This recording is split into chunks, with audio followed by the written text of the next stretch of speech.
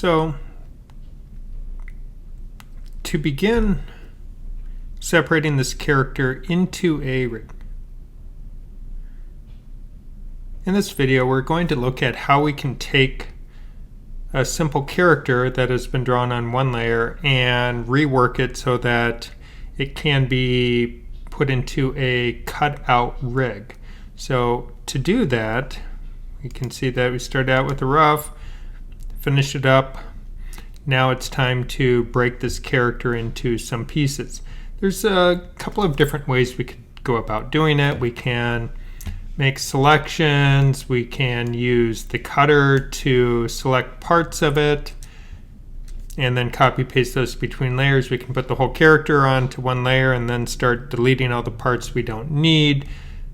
So it's kind of how you want to go about doing it. But the first thing that we do need is we need a bunch of layers to put stuff on. So what I'm going to do is click on the Add a Drawing layer, and I'm going to start working my way up from the bottom. So I will say left foot. And then if I hit return, it adds that layer, and now I can do left lower leg, left upper leg. So you can use whatever naming convention you want. You can do left and right, you can do front and back, you can do leg, left upper, so there's lots of different ways that you can go about doing it. Now I'm going to put in my right foot, right lower, and I can't do spaces in my layer names, so I could do an underscore if I wanted. I prefer just to use camel casing because that's what I'm comfortable with and used to. So you can do what works for you. The camel casing is where you capitalize the first letter in every word except the first one, and I find that works well for me. Right upper leg. Now, if this character has hips, which we will put in some hips so that we can make the legs animate within those, then I will just say hips, and then I'm going to put in the arms, torso, and head. Now, in a future video, we'll look at how we can break the head down into multiple layers, separating the eyes, nose, and mouth, and ears and hair into all separate pieces. But for right now, we'll just start out with a basic single layer head. And another thing is the order that we make these doesn't matter too much, because once we connect everything together in the node view, we can adjust the order quite readily to make sense out of things. So now I will say left hand, left lower arm, left upper arm, right hand, right lower arm, right upper arm, torso, and finally head. So now I have a whole, and now I can just say close. And if I look here, we'll see that we have a whole pile of layers ready for us to start populating with artwork. So what we want to do is turn off the rough. And now if I go to my character layer here, we are going to use the cutter tool. With the cutter tool, I need to make sure I have the option of apply to line and color art. Because if I switch into my drawing view, we can see the line art looks like this, the color art looks like this. So that tells me that they are not going to be selectable. I mean, if I only wanted to choose the line art or the color art, I would turn that off. So then, depending on which sub-layer I was on. So remember, every drawing layer has an overlay, line, color, and underlay artwork to it. So we have all of those available to us. But if I select this option, then when I copy from this, it's going to copy it from the both line and color art. Sorry, my brain slowed down there for a moment. So when I do these cuts, I'm going to be a little bit generous in the beginning of how I cut. So I make a selection. Now I can copy that. I'm going to turn on light table so I can see the difference, because then if I go to my left foot, we see it's grayed out. And if I paste, it pastes it down. Now let's go back to the character layer. And now with the character layer, I get to decide about where I want the knee. And I'm going to go grab for the lower leg. So what we're going to have to do is we will have to do some erasing of things. Now, we could do erasing. We could be tighter with our cutting, and then we could have to do more painting back in, and we'll probably end up doing a little bit of both as we go through it. So now, on the lower leg, once again, paste. Go back to the character layer.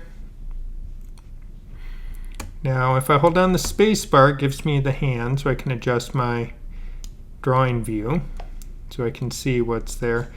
And now, I want all of that for the leg, down the middle here, and we'll go past at the knee. So again, we're going to have to do some cleanup on this. Copy and paste. Now we go back to the foot for the other side. Oh, wait, first we go to the character and we make a selection. So I highlight, copy, go into the right foot, paste, back to the primary layer, lower leg, something like that, copy, paste. So once we get the hang of doing this, we're going to simply rinse and repeat as we go through this process. So copy, right upper, paste. Now we have the hips that we'll be working on, so we go back into our character, and I know the hips are going to be something like that. We might end up having to add some skin under here so that if the torso moves, it shows a little bit of belly. We'll have to clean up the edges on the hips there. So now we copy that, paste that in.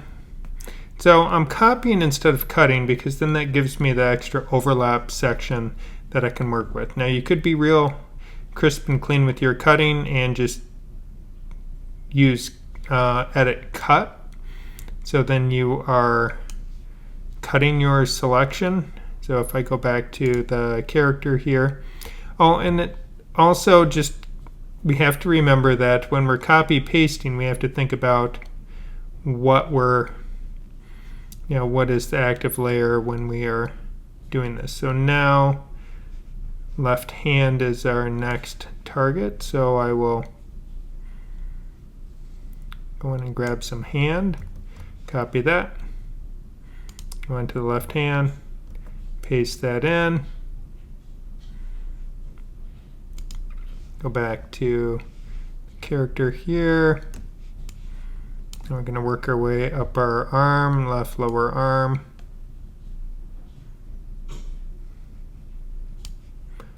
copy, paste.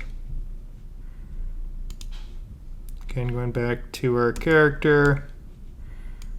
Shoulders always take a little bit of work to figure out how much patching content you end up wanting to do with it. as you figure out the body.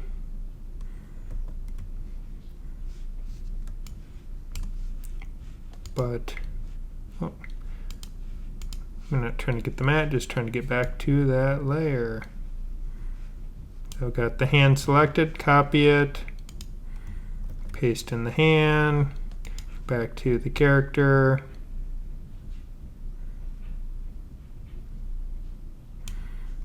copy the lower arm, paste, back to the character layer. We're doing the upper arm, so that means I need to be able to grab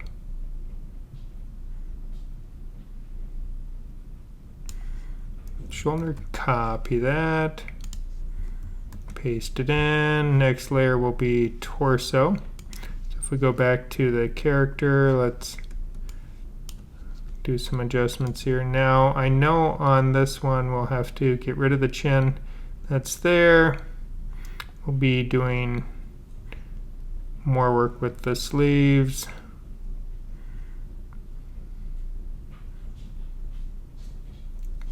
So I need some of that shoulder area, so we'll have to clean all of that. Copy, paste, and then finally the head.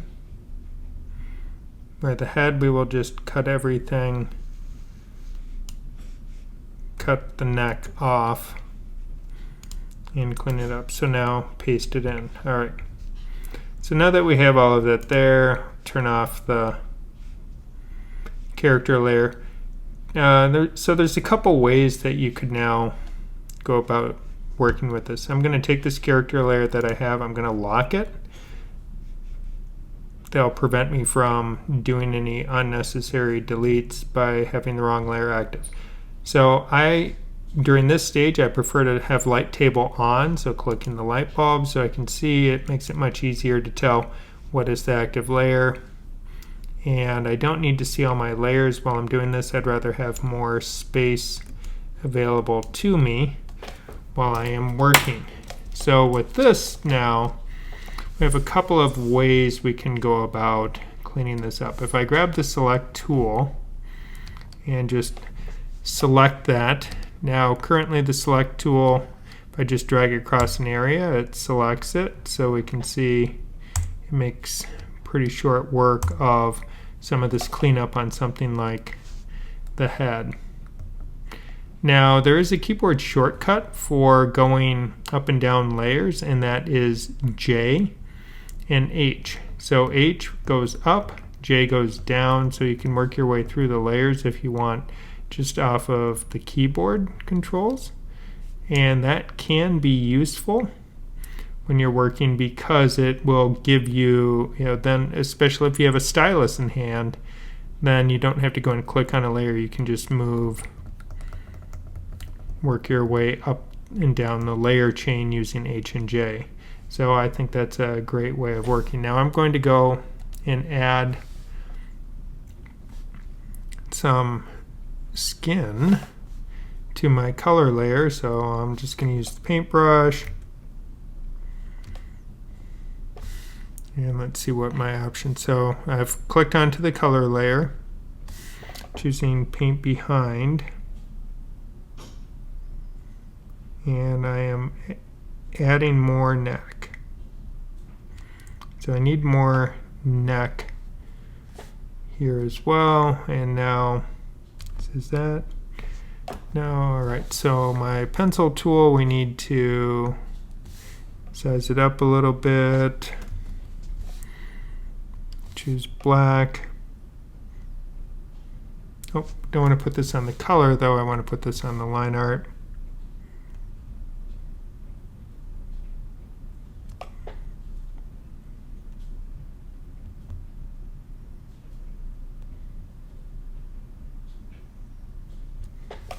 Because we're adding these lines to the neck, so eventually when we animate the head,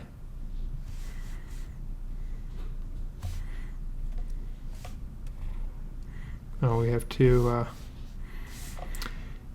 if we're going to animate the head, we do need to add a peg into it. So we'll add pegs to all our layers in a little while. We'll do that during the rigging portion, not during the cut portion. But if I just select the whole head and move it so we can see how that's going to give us some flexibility with the neck. It does look like we have a little piece of hair that we will need to clean up there. So if I go and solo, I'm not turn off solo the head layer or the torso layer, and over a frame, you can see we do have this little extraneous piece. Let's get rid of that. Get rid of that. I don't want that there. All right. So now we have the neck set up for the torso. Now if I grab the select tool, get rid of that.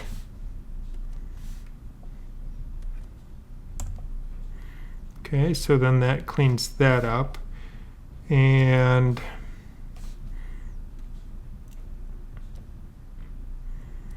now the eraser tool is set up so it's erasing both line art and color art. If I turn that off, I'm on the color art, so we can see it would do color but not line art. So this way, when I'm using the eraser tool, it's nice just to have that on if I know this is what I want to do, which it is. And I'm going to go, well, first with the select tool. Oh, that's joined, so that won't work. So with the eraser tool, even though I just said I want that on, I can turn that off. So I can just erase first this line here, that line there, and we'll get rid of some of the shoulder line here, then go into the color,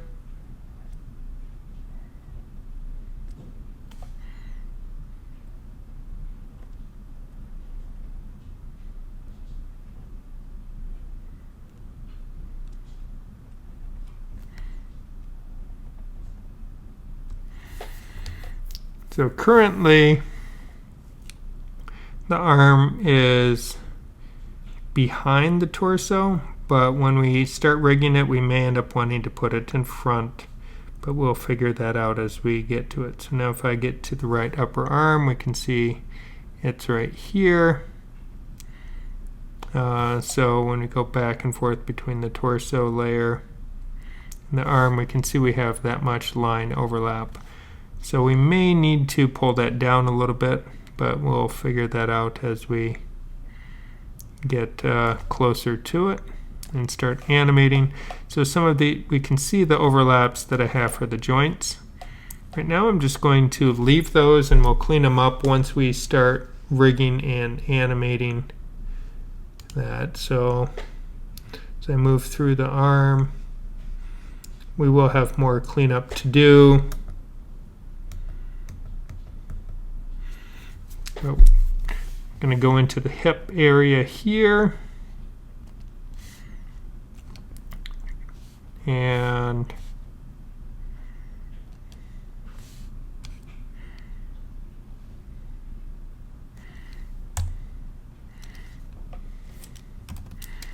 actually let's just going to, yeah, we'll leave it on.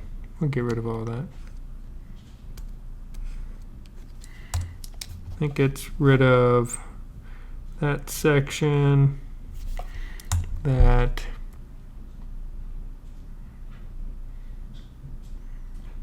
and we might want the crotch area there. We may need to move the hips below the upper legs, but again, these are things we'll decide once we start animating and see how the parts come together. I'm fairly certain though on the legs.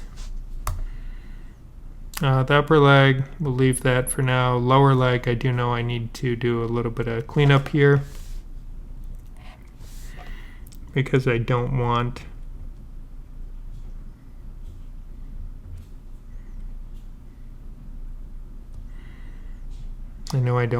any of the shoe as part of it.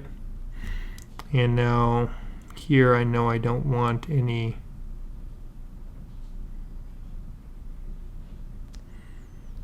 of the lower leg.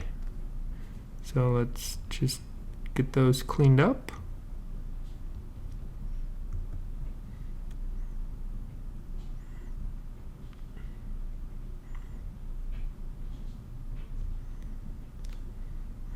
Alright, so now I have my different body parts